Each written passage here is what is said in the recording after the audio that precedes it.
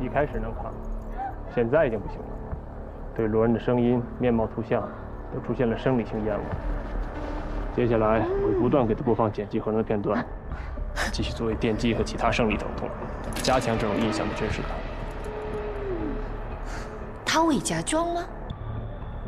有各种仪器记录着生命体征了，体温、心跳、心率、血压都在其中，他装不了。嗯。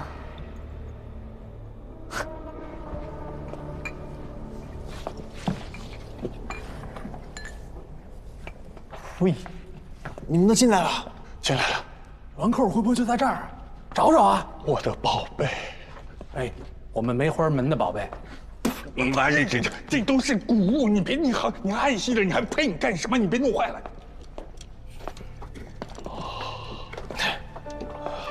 哦，轻拿轻放啊！别碰着了啊！我不是说你，我说东西别碰坏了。知道了。小心点，轻点。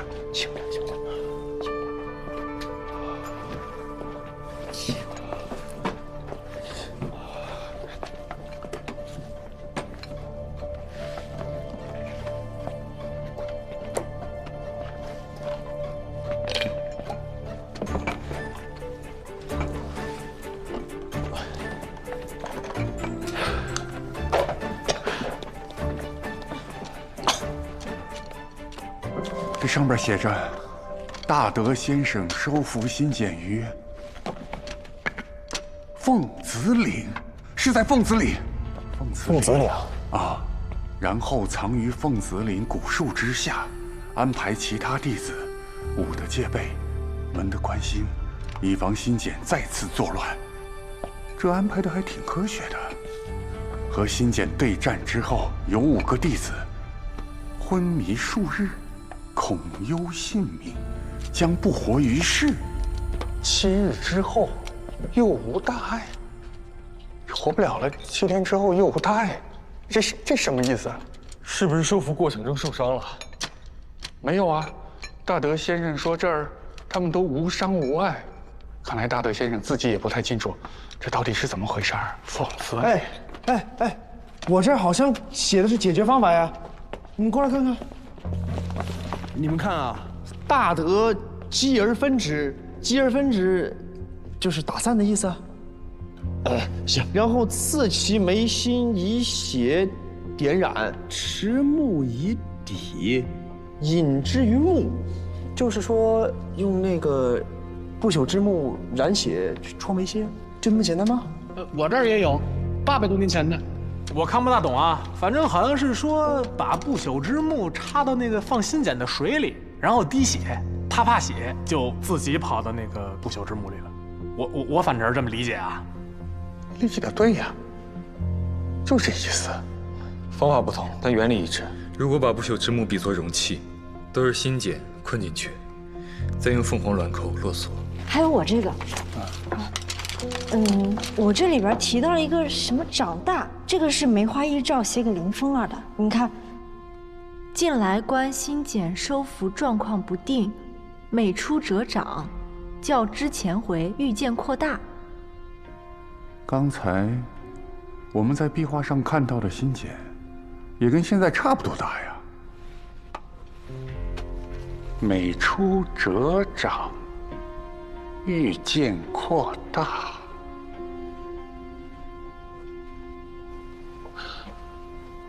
仙人来报，除了青木留守在酒吧，其他人等连同郑明山一起去了有雾镇。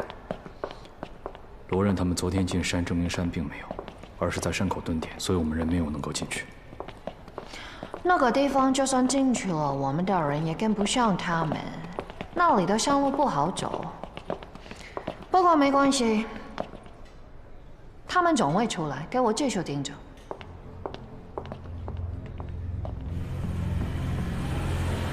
凤子岭是新简最后封印的地方，应该也是不朽之木和凤凰卵库最后出现的地方。大师兄，沈先生想多留几天，研究一下牌楼里的资料。麻烦你多加照应，我们去凤子岭，大家分头行动。这缝子里这片这么大，梅花一照他们进来一去不归，也没留下个藏污地点，咱们怎么找呀？留下来也没用。你想啊，新简已经被放出来了，说明这个藏污地点已经被动过了。虽然咱们这次来是要找凤凰卵扣，但主要目的是让猎豹相信咱们找到了凤凰卵扣。那这意思，咱得演场戏。原来是这样。喂，游客，前面的游客，等一下。游客，来个导游吧，导游。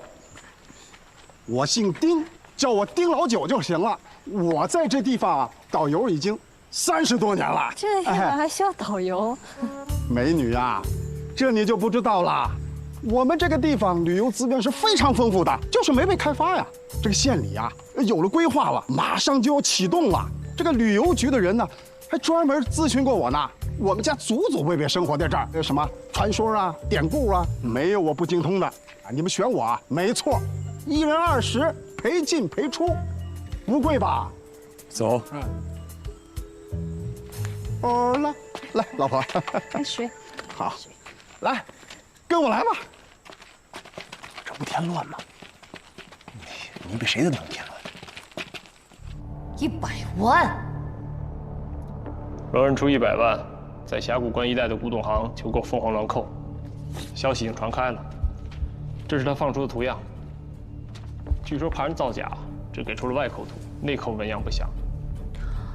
这就是历代星君的噩梦，凤凰卵扣。他们离开野雾山之后，去了峡谷关一个叫凤子岭的地方。我们打听过，几十年前那一带山洪爆发，的确冲出了不少古物，有很多古董商都在那收过货。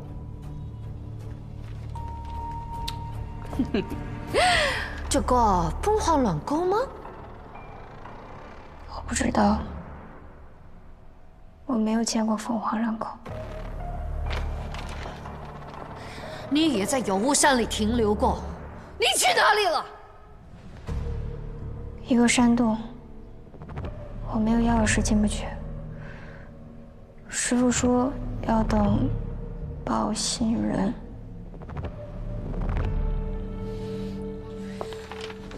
让那边的人给我盯住了，罗人，他非常不老实，不要让他在背后搞小动作。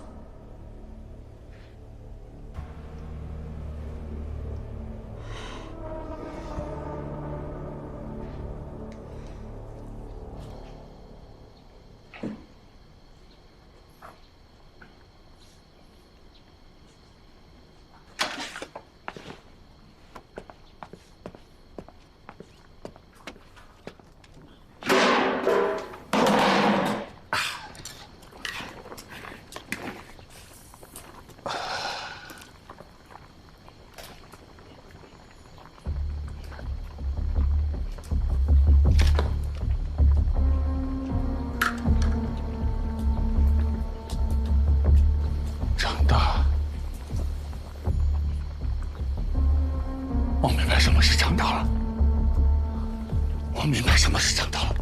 走，我明白长大是什么意思了，我明白长大是什么意思了。喂，邵老伯，我终于明白长大是什么意思了。长大是指范那边的。官司牌楼里有3次收复新简的记录，分别是伯阳子时期、800多年前和梅花一照时期。神棍发现的具体地点连线的都是古七字形，并且跨越的地理范围也越来越大。就是说，这七星一体总是会形成一定的形状。难道他们调整相对的位置，形成固定形状，就叫七星归位？我也在网上查了一下，天魁七星在国外被称作伊尔他星座。每隔280年，我们就会近距离暴露在伊尔他星座的辐射范围内。现在刚好处于这个暴露周期，而且即将到达辐射最高点。280年，梅花一照那个时期，距今有200-300年吧？是不是就是280年？那他们是不是也在暴露期啊？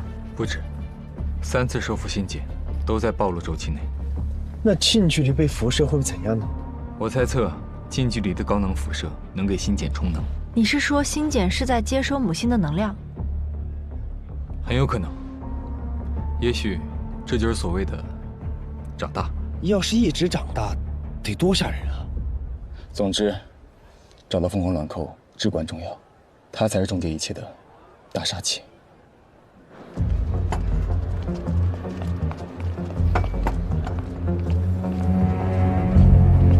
看一下，老物件啊！老板，我们约了东西。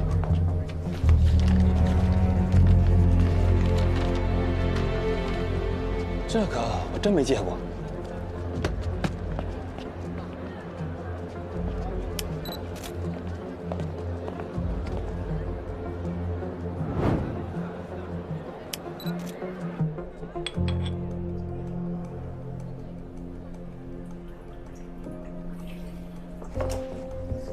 别走啊，老板，再看看，这个是咱山东好货呀。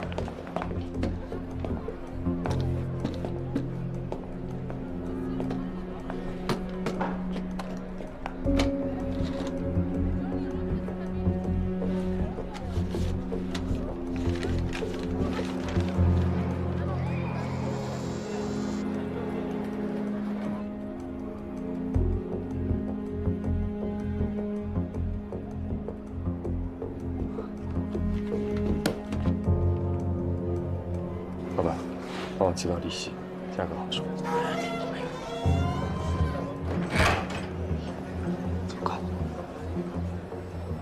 拿到凤凰卵扣了，恭喜你！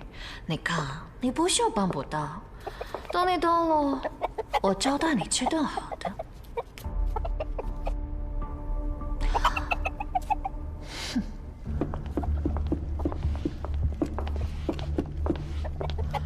Fattening up this chicken. I'm gonna give it as a gift for my friend. Okay? OK。啊。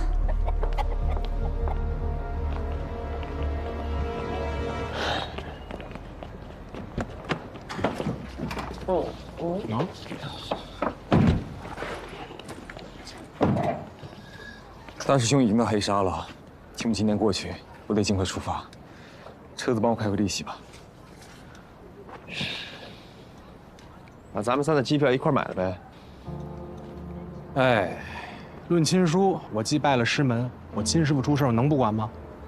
论资历，13000认识穆代的时间可比你长。红杉，陆毅他反驳不了的。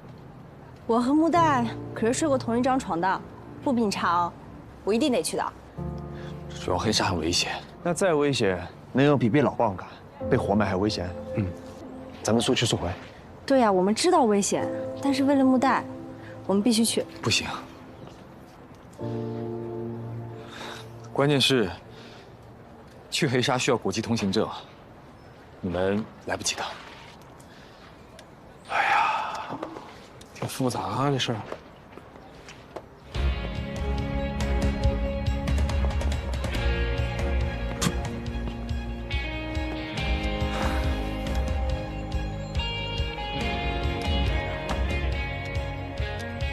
别打了，大哥，我真的传说了，我真的传说。大小姐，他都招了。他爷爷40多年前的确在凤子岭一带收过3枚凤凰卵扣。罗任听到的时候很兴奋，多给了2万，要求他配合演戏，假装在这里不欢而散。说重点，盒子在哪？罗任没经手，他让古董商以生鲜快递的名义。快递给了在利息的青木，里面还放了张卡片。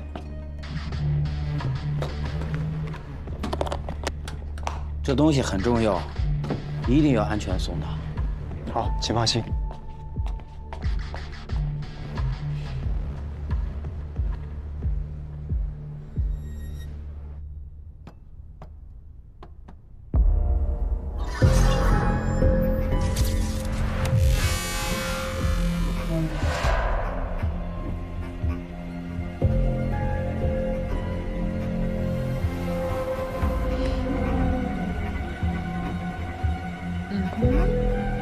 大小姐，青木已经到了黑沙，就住在城边的一个小旅馆里，随身携带着一个大包。Nice。OK。Good。在路上杀了他，然后把东西给我带回来。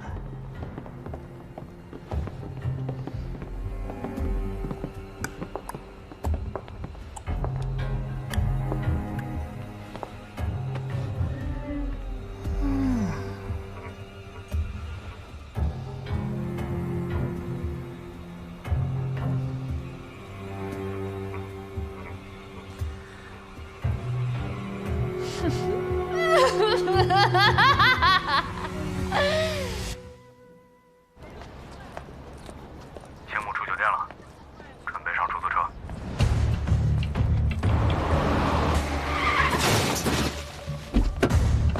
怎么开车的？怎么回事啊？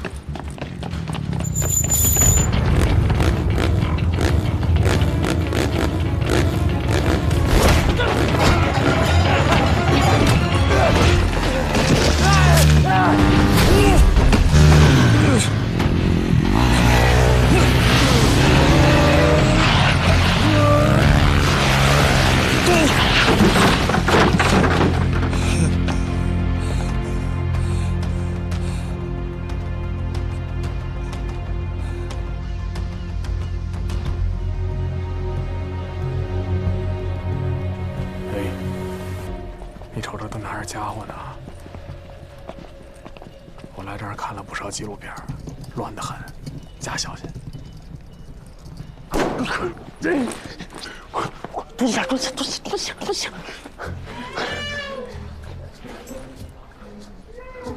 气球，快进来！快走。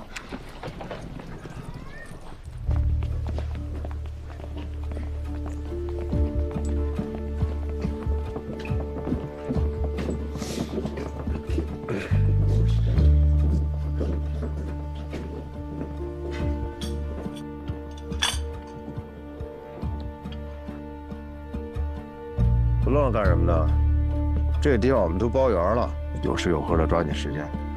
我都检查过了，没有录像设备，啊。有这么严重啊？不是说让你做个样子吗？擦破点皮而已。如果演戏不投入，怎么让观众入戏呢？吃点东西吧。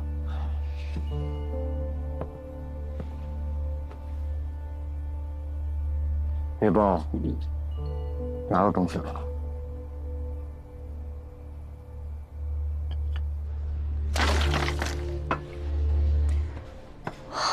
Fake。假货。难道这是拿来混淆视线的？罗任带在身边的才是真的。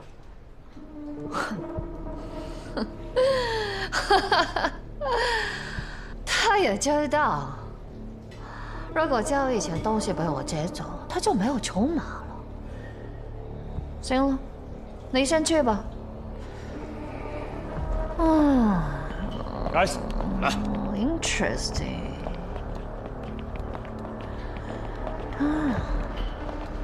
都死到临头了，还在耍花样。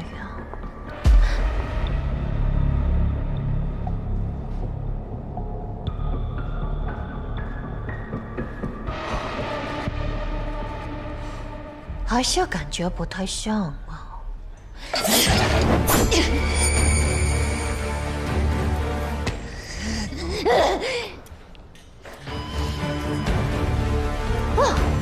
算了，受伤要休养，浪费时间，战斗力也会大打折扣，你说是不是？那样就不好玩了。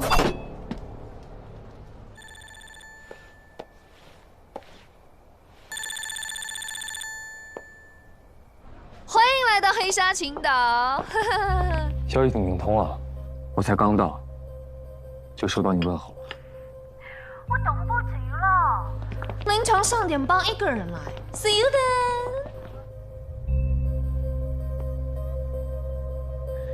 猎豹又名早失灵，正式交易。行，踏实了。就当小时候买一架，啊，那个足吃足喝的，养足精力，饱餐战饭，啊。来吧，都这局了，快吃。哎，吃完回来咱干。和我们家干就完了。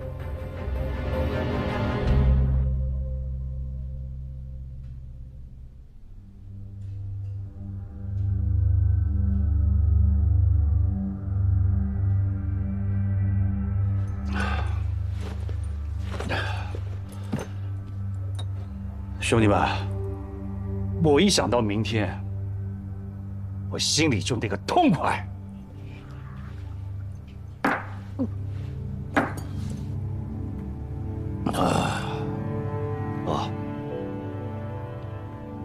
这酒啊，劲儿挺大，我不至于。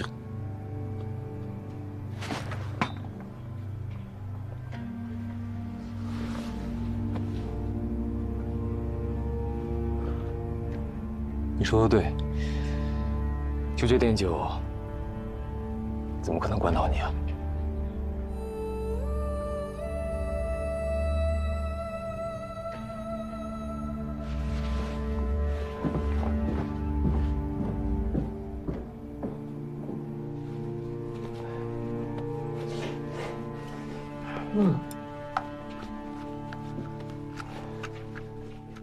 人是铁，饭是钢，遇钱不吃饿得慌。受伤了就得多吃东西啊！瞧你瘦的。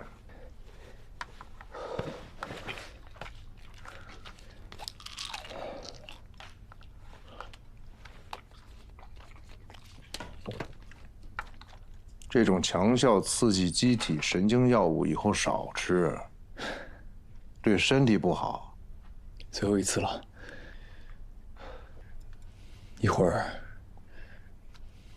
我们里应外合，我找机会制造混乱，你趁机救走母带，不用管我。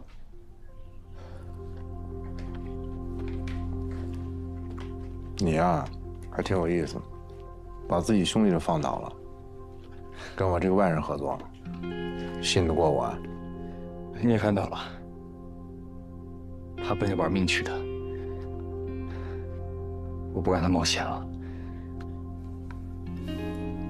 再说了，大师兄你也不是外人，你的小师妹，你的师傅，我怎么都绕不开你。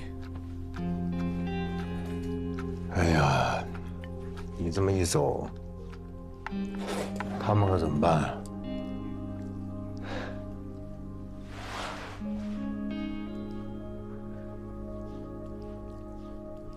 我几次和他们出生入死，他们都是好样的，是上天赐给我的好朋友。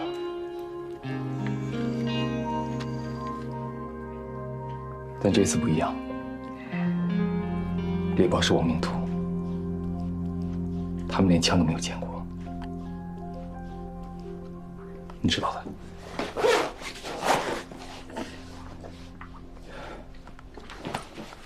走了。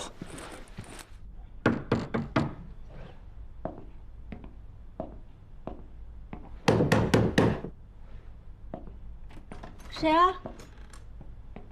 快，都别睡了，快出来！怎么了？怎么了？师傅，出事了。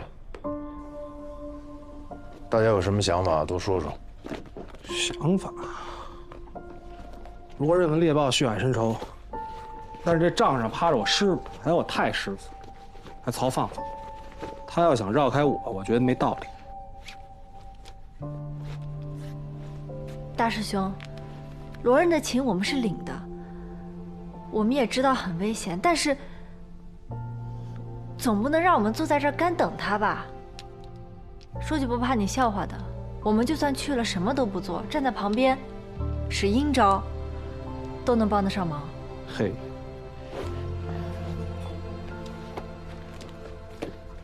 话都让你们俩说完了，我就说一句，虽然我是有些害怕，但这么远跑过来，也不是来旅游的。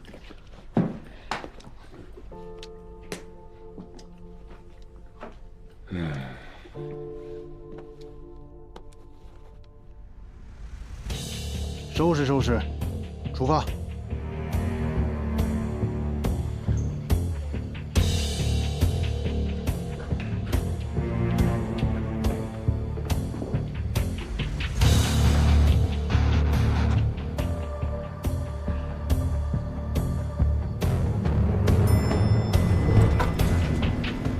走。哎呦！哎，不是，哎，小心！我来。怎么办？要带他吗？咱师门不是讲究吗？甭管在什么地儿、什么时间，恰好遇到啥人，都是缘法。这么大的药量，都把他弄晕，把他带上吧，保护好他。走。这精神状态能行吗？好好的，请我啊。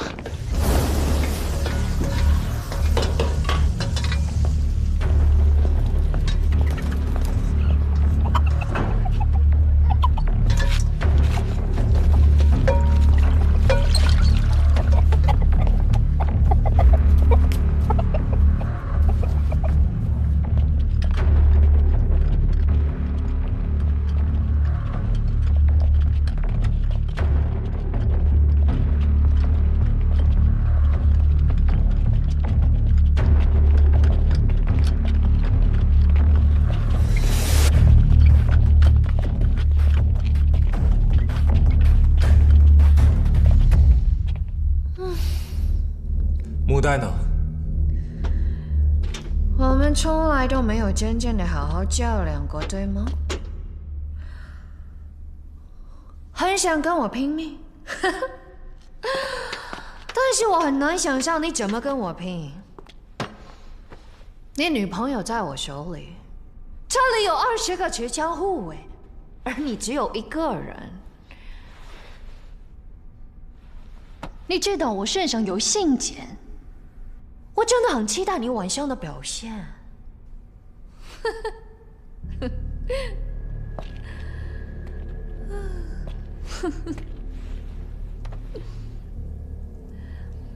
木代呢？东西呢？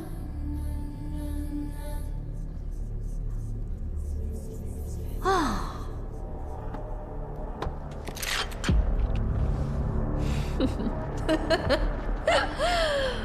我劝你给我老实点，不然杀掉你，我照样能拿到。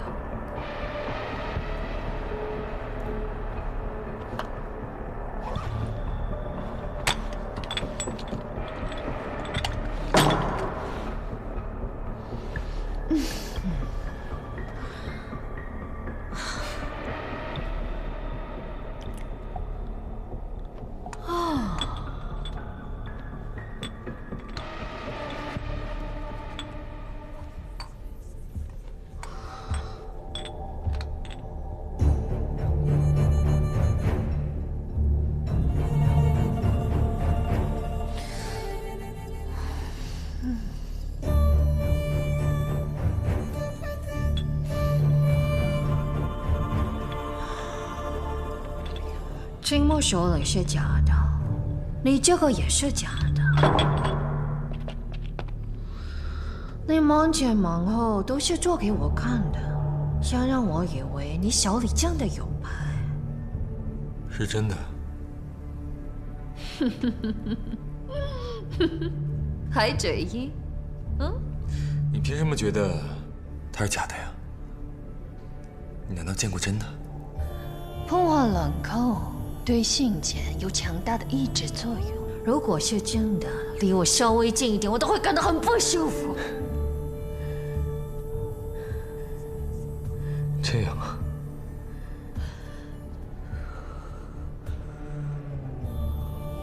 这就是真的。他已经在抑制你了，不过是慢性的、潜移默化的。不出1年，你就会被他致死。你竟然敢杀我！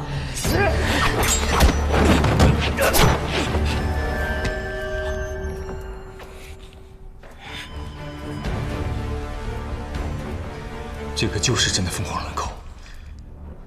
我按照你的要求把东西带来了，木袋呢？我要杀死他们特别容易，想要杀你也不能。你可以试一试。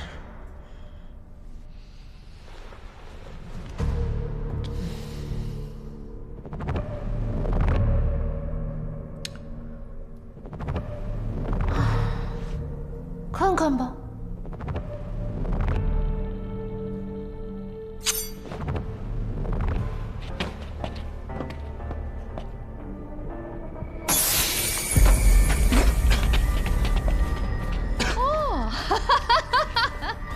一点小惊喜，给你助助兴。唉，我给你机会，我们的仇总要解决。答应我，这里就没有人拦着你，你就可以活下去，然后小女友也还你。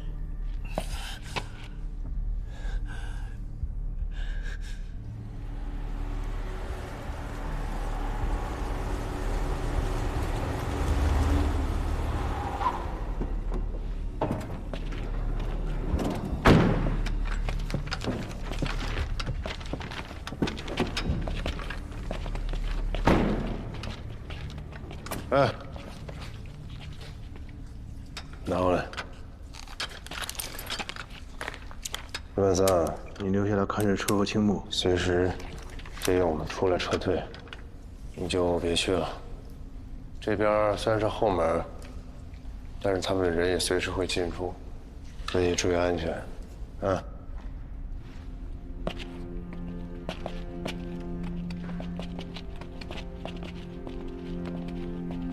哎，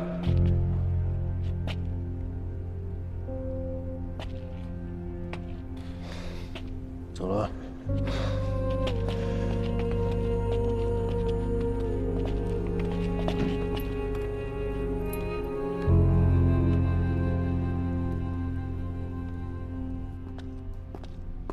呵呵，杀了他。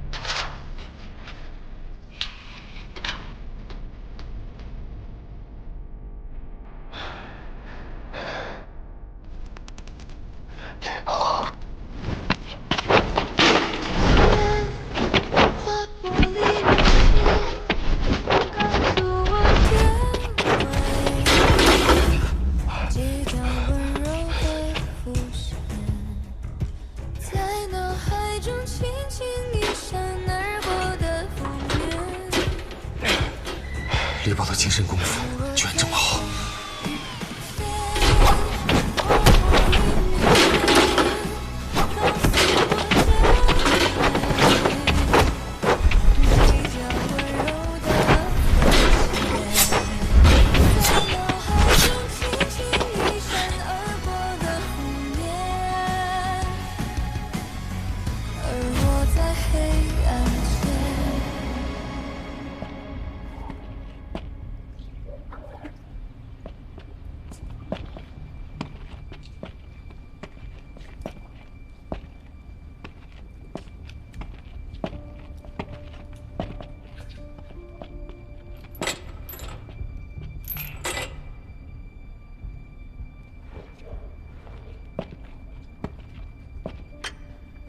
主力都在里边了，门也锁了。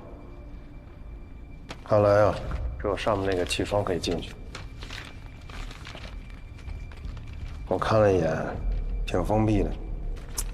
你俩在门口等我一下，记着点，拿着。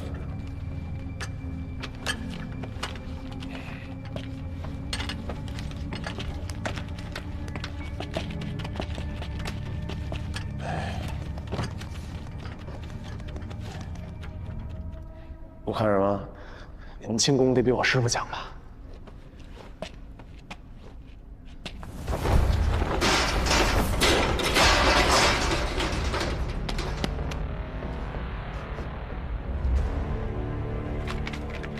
这地方还有人做饭。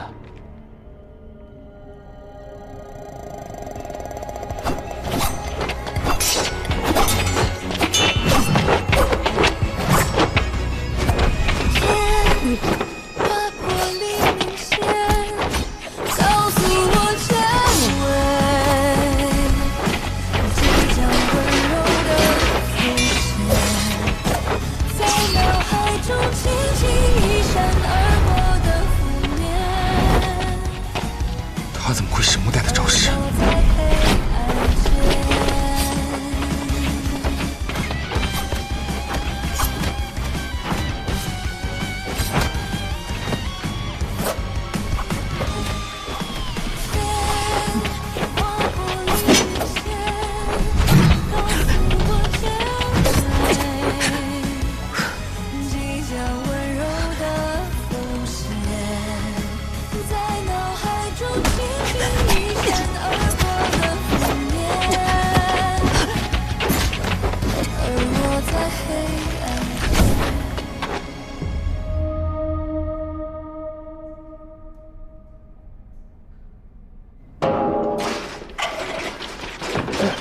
怎么样？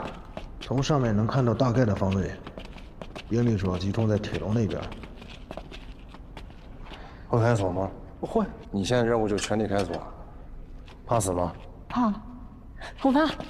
没事，我在上面系了绳子，待会儿呢，你顺着绳子爬上去，用绳子倒进去，冲他们开枪。你呢，主要任务就是吸引他们注意力，我跟小曹呢才能有机会攻进去，抓紧。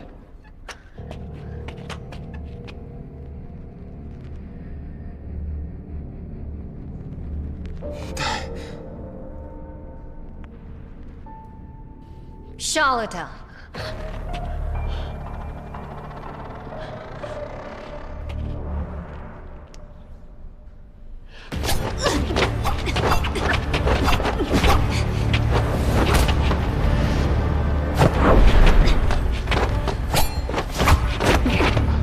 我的，谢谢。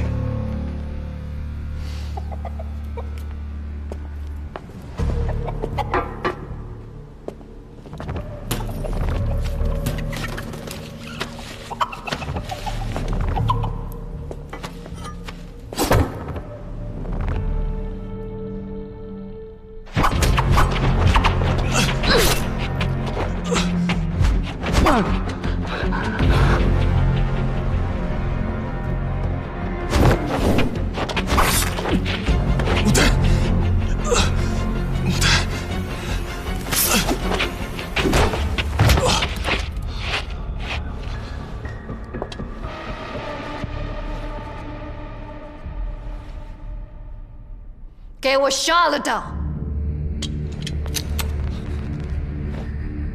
木队，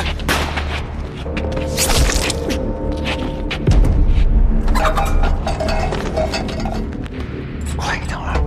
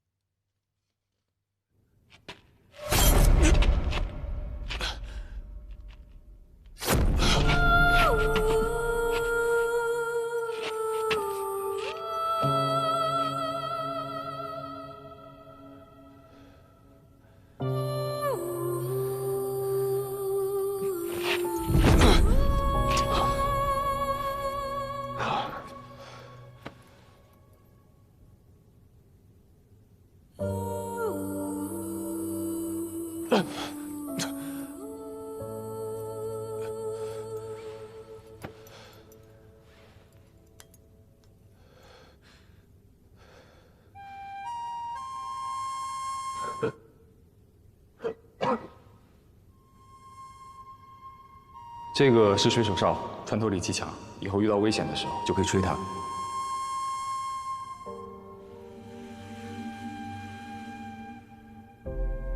我给你吹个好听的。你怎么做到的？为什么我只能吹出哨音？不告诉你，世上独一家。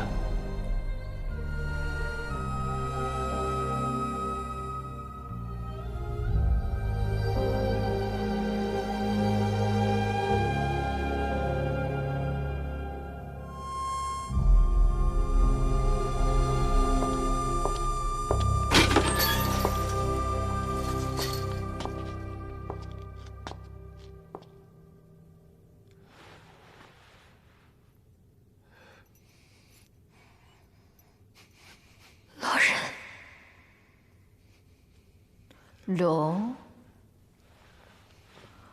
结束了。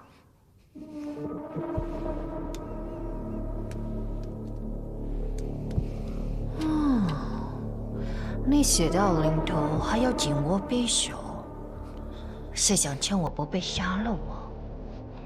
哦，我也给你准备了个惊喜，我给你的小女友。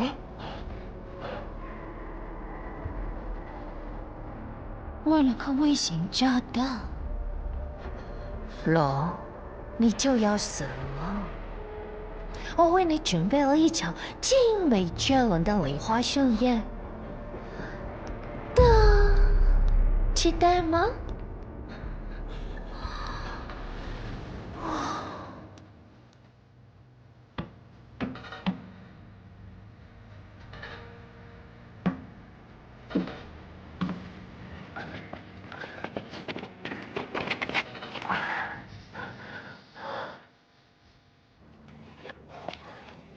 哎，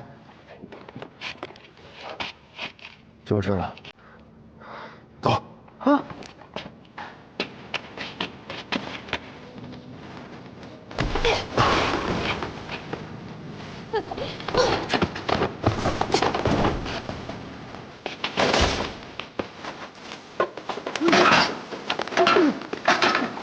哎。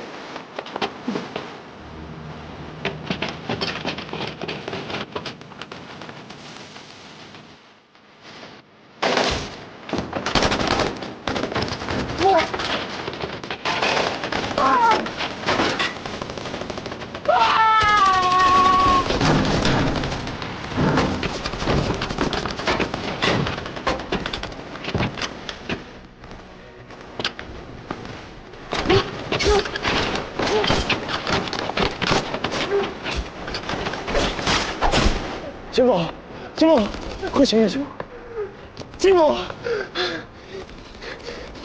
金某，金某，金某，他们里面打起来了，是怎么办？打起来了，打起来了，哪里打起来了？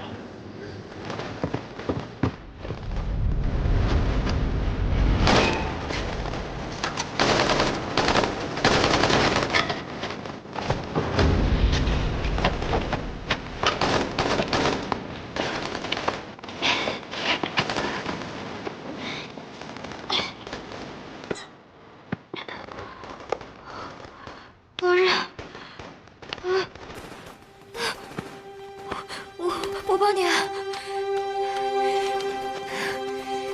对不起，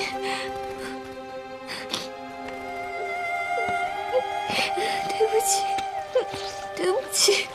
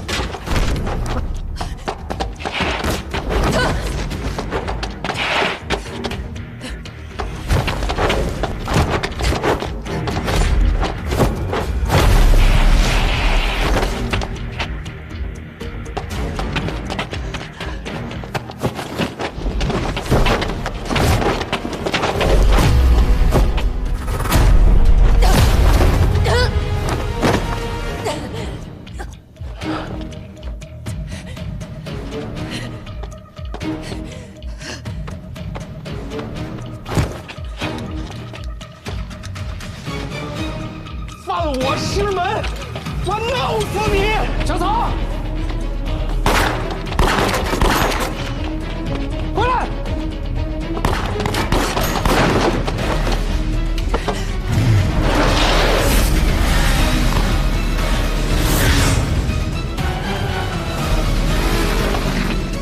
对不起，我没打着，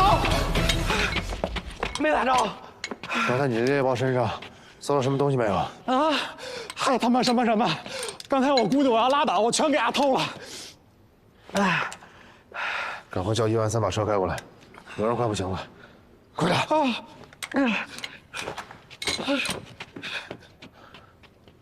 听见没？里边枪战。哪有枪战？就这地方。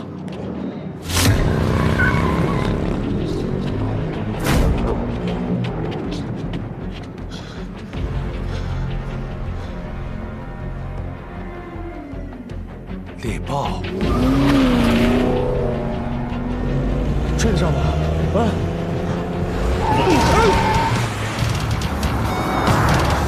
走错了，秋木。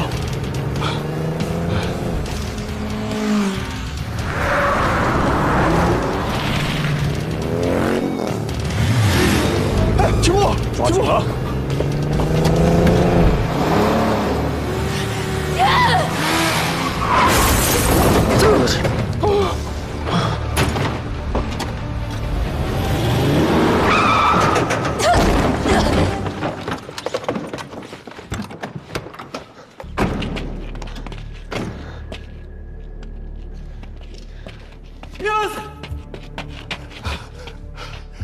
他妈车呢？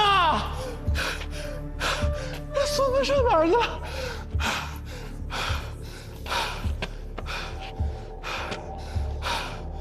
他不会是死了吧？啊！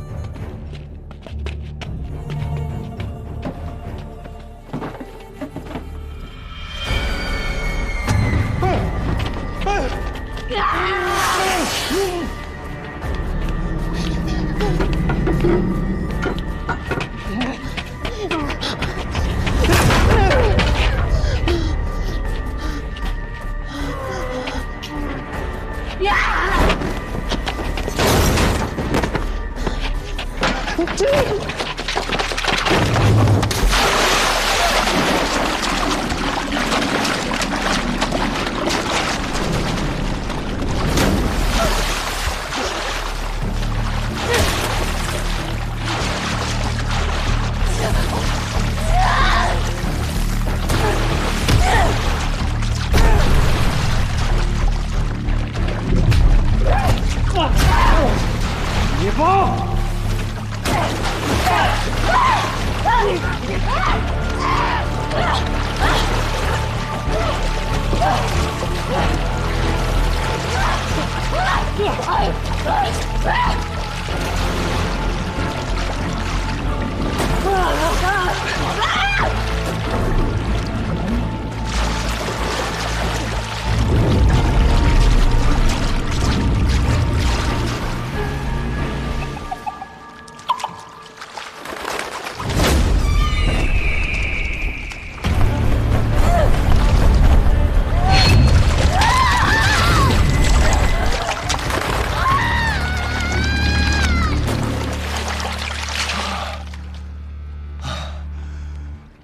放放。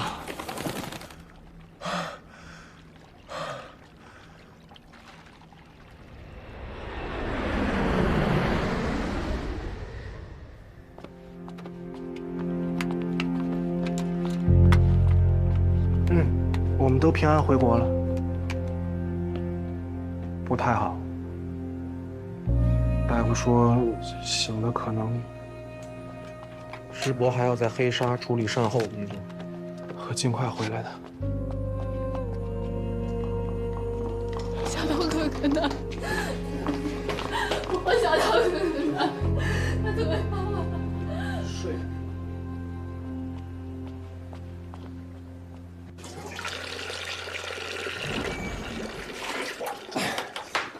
啊，小心！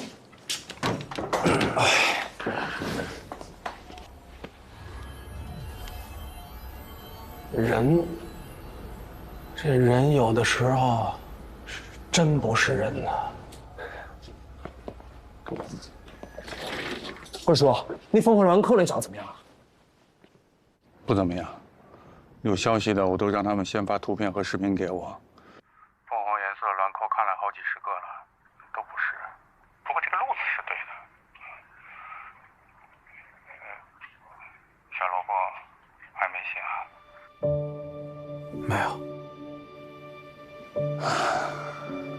怎么一个个的都躺下了？我得想想办法。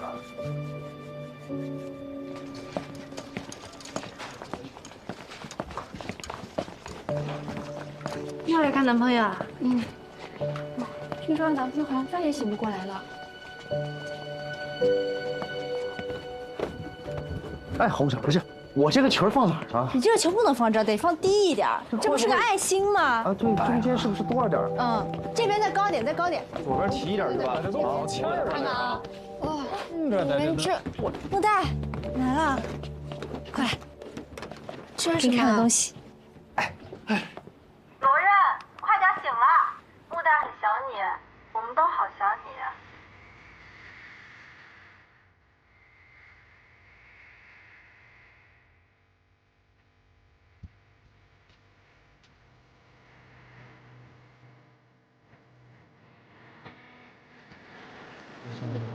谢谢咱凤凰楼啊！记得下次再来，带朋友来我们打折。啊，我知道，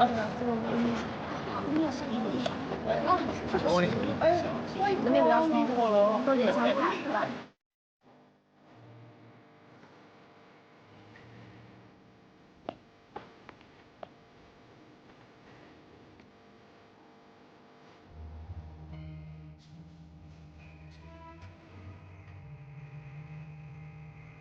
木代，如果罗刃永远也醒不过来了，你要一直等他吗？等，当然得等了。我在等一个很值得我等的人，我每天都充满希望的，希望他醒过来。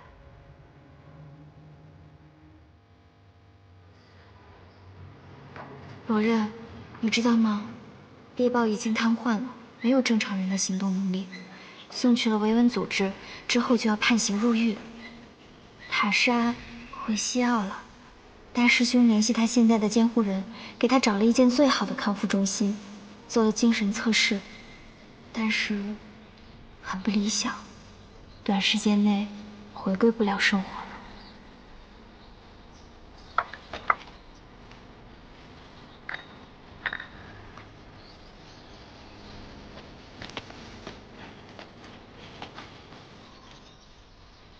跪。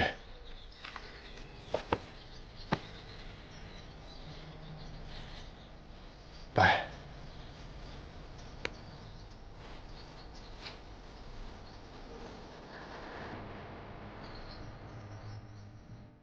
别忘了买大白菜、排骨、土豆啊！有上好的黄酒，别给我带两瓶了。知道了，知道了。看来还是咱们红沙干活靠谱啊。那是，我可不白干啊！你工资得准时给我发，我可是一个要还债。放心吧啊。陆小岛，陆小岛，我都睡了1个月了，还要睡什么时候啊？你说，我要是哪天习惯了，10天半个月才来看你一次，怎么办？7夕之书快到了，你可不能再睡，我们还等着你带我们抓第7根新钱呢。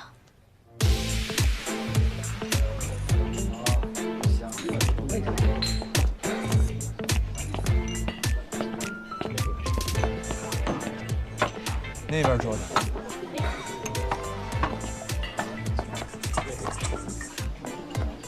哎，青木。啊，我罗哥咋了？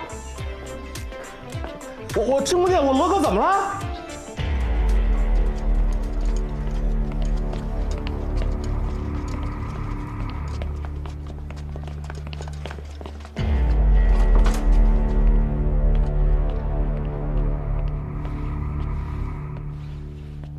老任，你不用担心，前面醒过一次了，问我你安不安全。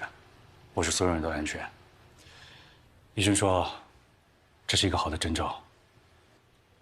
家属不用担心。既然罗瑞锦没事了，我也买了机票，准备明天回家。你要回去了？喂，季子，你还好吗？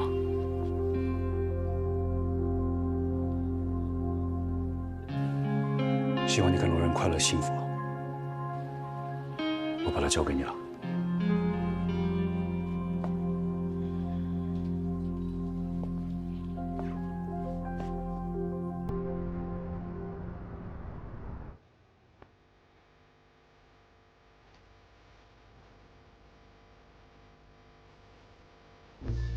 与回忆悄悄对着话，忘了彼此滚烫的泪花，一起穿越困境的风沙，才有何解向自己回答。小刀，这无常的命运，荆棘的悬崖，走过伤痛交加，梦就在坚守里抵达。好多。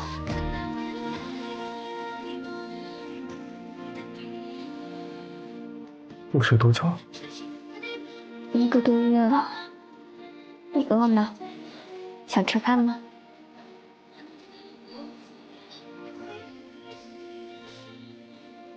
当时我是被伤到你了。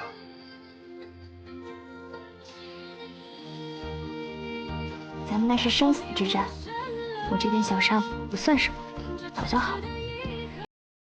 别担心。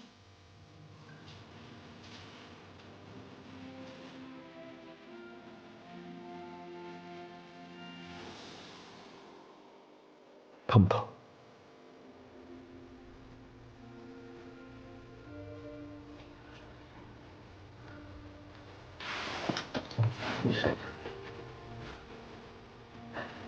对不起，这一次我做的不好。你千万别说对不起，你就做得很好。这一路都是你领着我们，照顾我们。这一次换我们照顾你，你也别难过。现在好了，所有人都过关，所有人都平安，不是挺好的吗？对吧？这么听我说话费什么？要不我们之后聊也没关系的。不费事。你带。当时我们在笼子里斗得你死我活，你是怎么清醒的？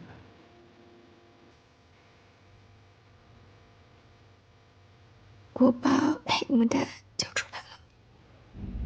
我被关的地方能看到信号塔，我测算了一下，信号3秒一次，非常方便辅助催眠。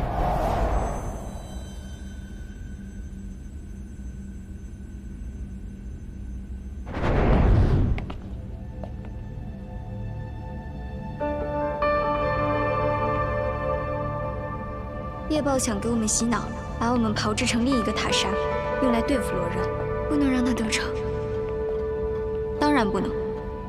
好在，他不知道这个世上有我。你太累了，坐下来吧。来，猎豹不是那么好瞒的，假装被洗脑不可能。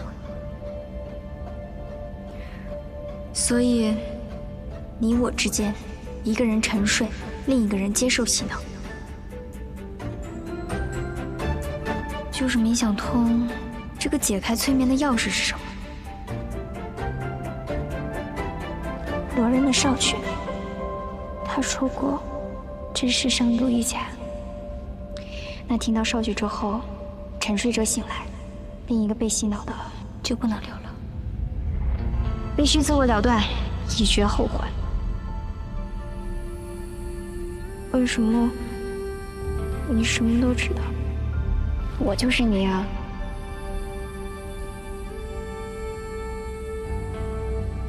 心刀挺难受的，回来吧。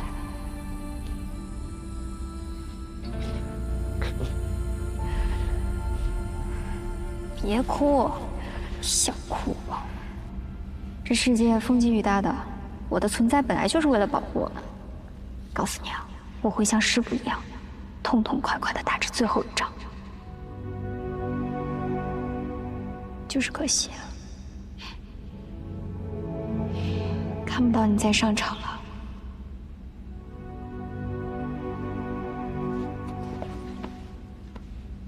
不要怕哦，你是坚不可摧的，你会活着回来的。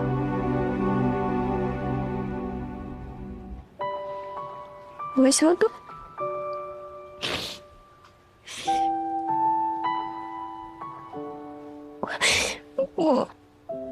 我好想他。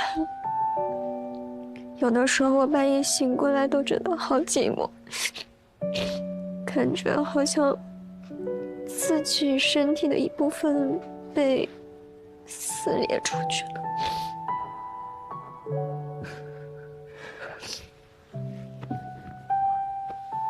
是不的。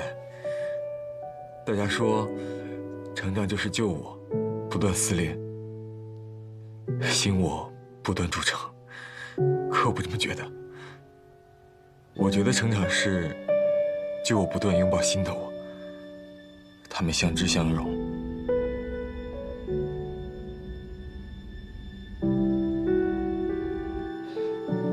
牡丹，他就是你，你就是他。他从未消失过，他只是选择不再出现而已。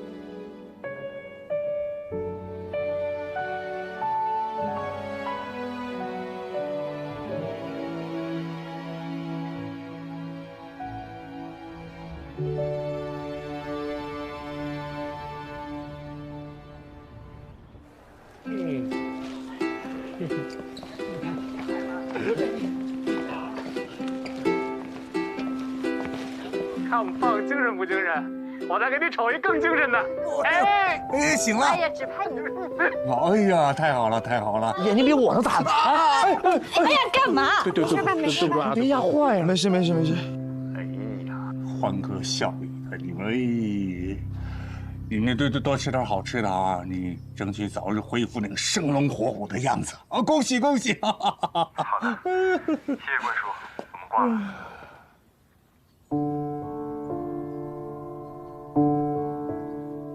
马老哥，你快点醒过来呀！我做的东西呀，真没您做的好吃。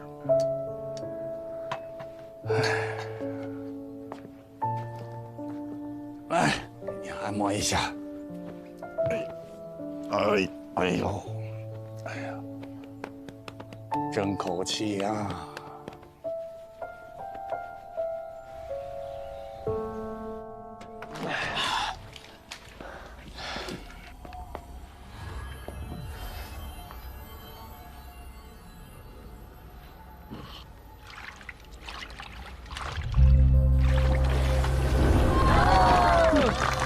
谢谢大家。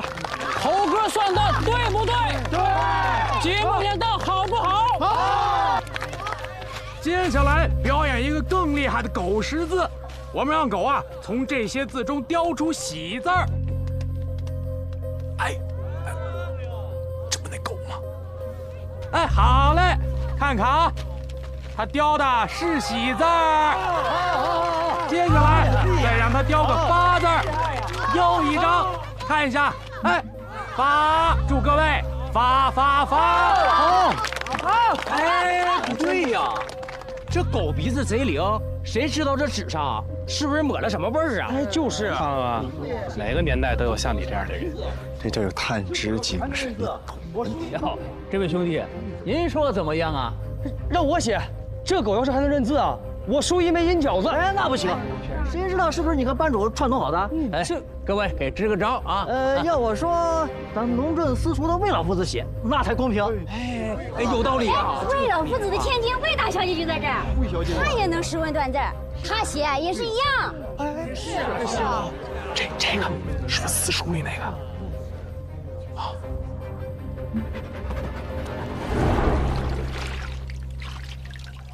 又是狗，还是一认字的。这虽说这个好狗的智力能达到小孩的水平，但是认识字儿这过了吧？也说不准，没准就是在那纸上抹了什么味道。截止目前得到的信息，故事版图大概完整，咱们捋一遍。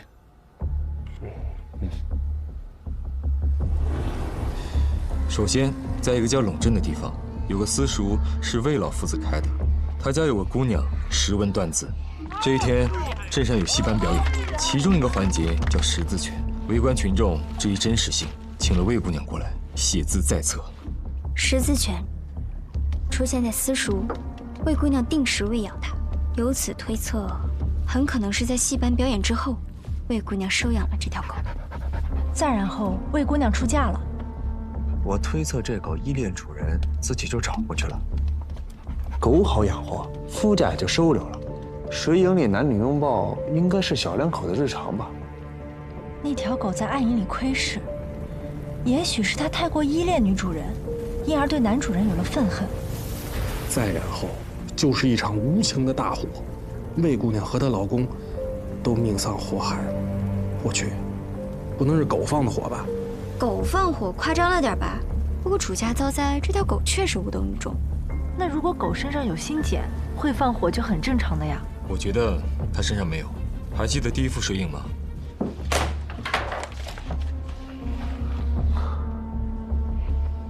哈，这地势山线，之前看的时还没看出来，这不就是凤子岭吗？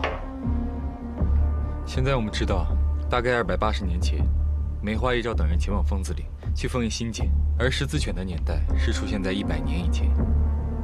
结合这张图，更像是主人家遭难之后，识字犬到处流浪，后面不知道什么原因，在凤子岭的时候，打开了凤凰卵口，放出了新茧。哎，你们记不记得，当时我们去凤子里，丁老九说过，那一带有一只活了很久的老狗。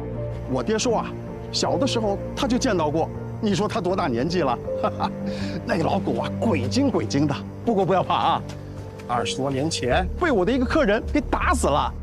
这么老，不会就是水影里的那只狗吧？这次信息量好大啊！我这刚搜了一下，也没发现有个叫陇镇的地方。这很正常。我师父生前想和来城的烧刀子，但是我们一查，来城就不叫这个名了，很多城市也不再沿用旧名了。这个好办，交给万烽火。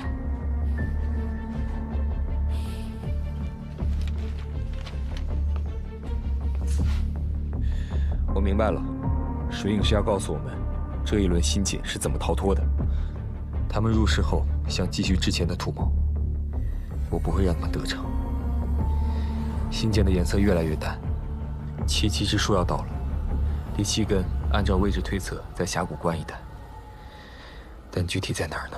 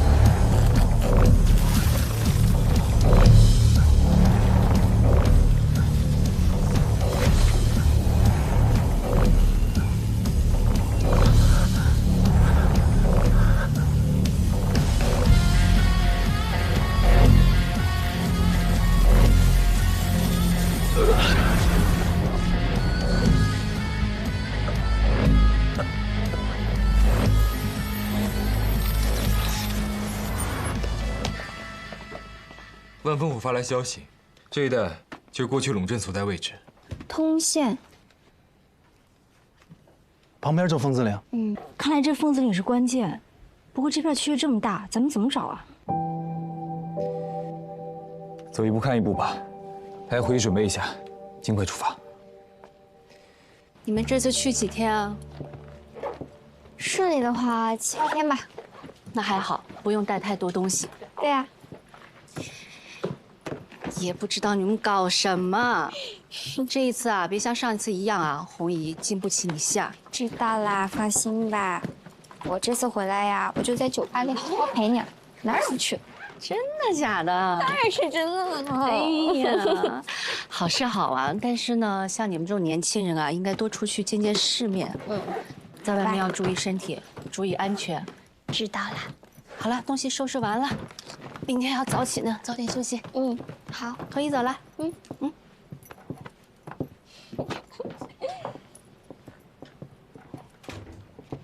哎。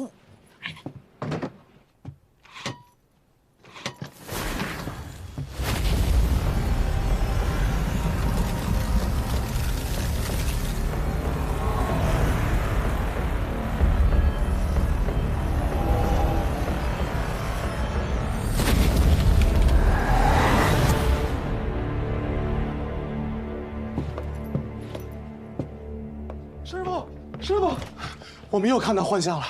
我记得我当时就想打开窗透个气儿，然后我打开窗户之后，眼前就是一片绿油油的，就跟那原始森林一样。树，对，树很多树，对，中间是个空地，空地上有个怪树，啊，就是像咱们去植物园看的那种千八百岁的老树似的。躯干是歪的，歪的。是有一个树瘤吧？不是，这欣姐怎么还挑人呢？我从头到尾，我也是5人小队里的一员，她为什么没有让我看见过？哎呦，这就赖不得别人了。你开局打团就不来，后期缺发育也很正常。谁缺发育？谁？去给大伙倒点水去，来。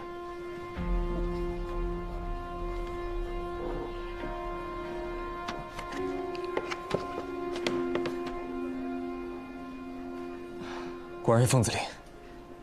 我记得观寺牌楼的古籍中有记载，大德和梅花一照都是前往凤子岭，必新建于出始之地。或许我们看到的就是这个地方。出始之地？那这一次真的要迎来终极之战了吧？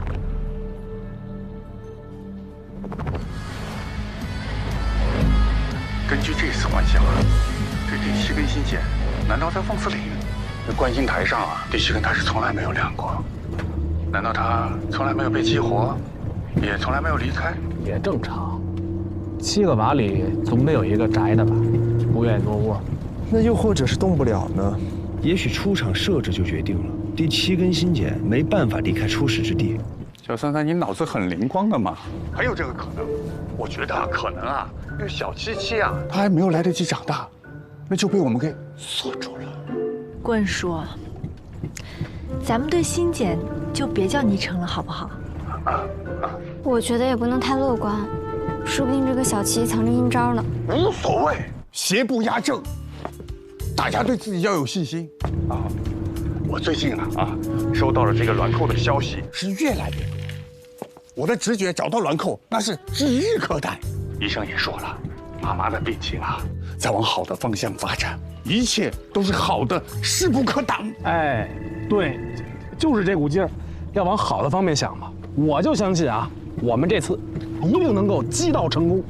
不过有一个问题你说，那如果老树是在疯子岭的方圆好几百里，这么大，怎么找？好办，那树长得那么奇特，而且得有上千岁了吧？那住在附近的老人肯定知道这个人我刚好认识一个。你说那个老树这山里边山高林密，唯独那一块儿，它寸草不生就它活着。你们这么一说，让我倒想起来了。累了，金老师为什么这次走的比上次还难走而且变冷了还？进深山了嘛，这海拔高了呀。这山里的气候它很怪的，什么6月飘雪腊月抽芽什么稀奇的事都有。你怎么样？有人说了，没事吧？那个什么凶星落地，坚破了持就是地脉了胜利啊！什么凶星啊，封建迷信都是，那就是怕人进了那个山里啊遇到危险，所以编出这个故事来骗人的。哎，当心啊，当心当心！要是真有凶星啊，哎，咱现在的日子有那么红火吗？来，跟上，跟上啊！哎，还得往上爬呢，再歇会儿，歇会儿。哎，我呢，有个小目标，就是把我这个生意啊，做出品质来。上回不是和你们拍照了吗？我每带一个团队都要拍照，留个念。我让你们瞧瞧。哎，你们看，啊，这是我年轻的时候拍的。都是用胶卷拍的，好几十年了。这个人好熟悉啊！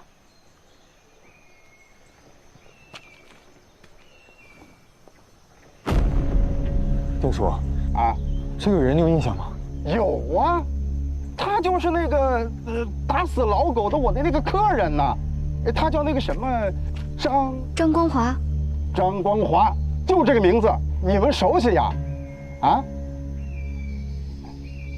你们这个熟人呐，他得感谢我呀。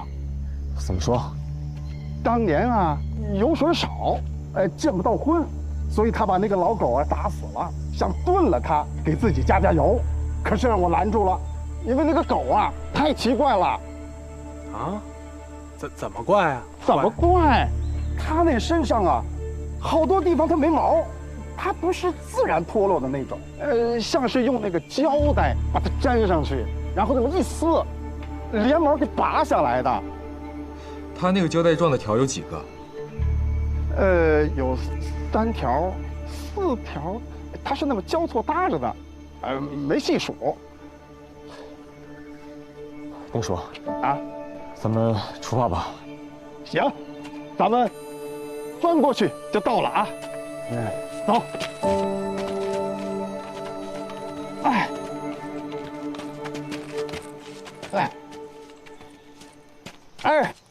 哎，你看，哎，到了，就这棵树，哎，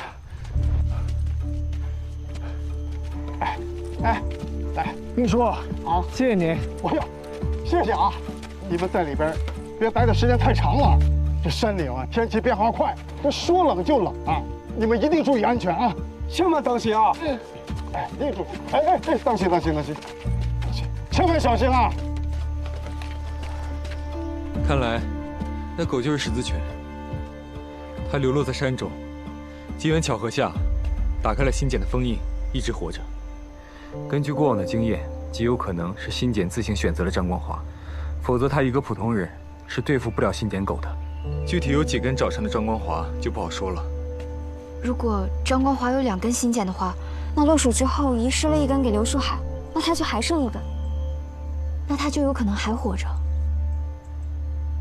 如果他身上还有新简，现在只剩下第7根了。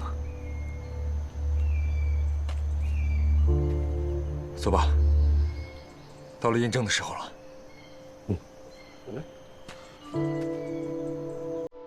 走。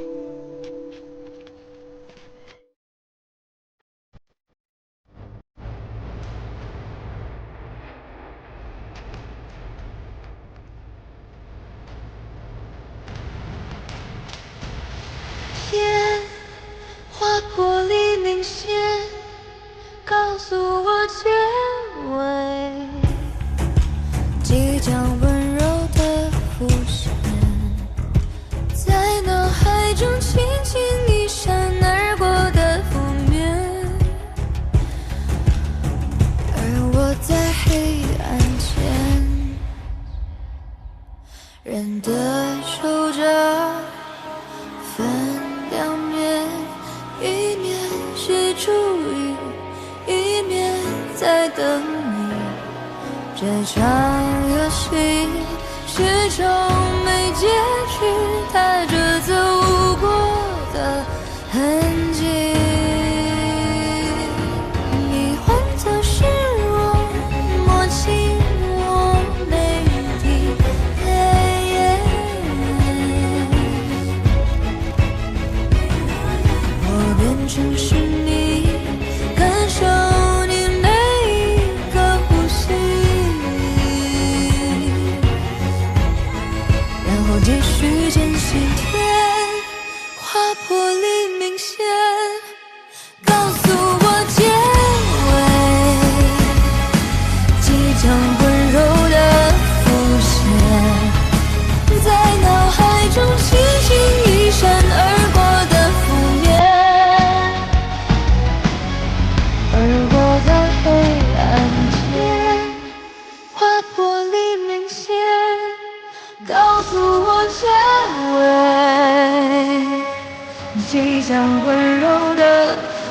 现，在脑海中轻轻一闪而过的覆面，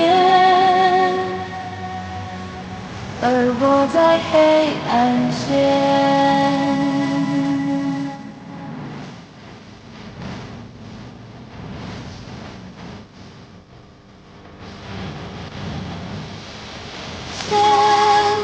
划过黎明线，告诉我结尾，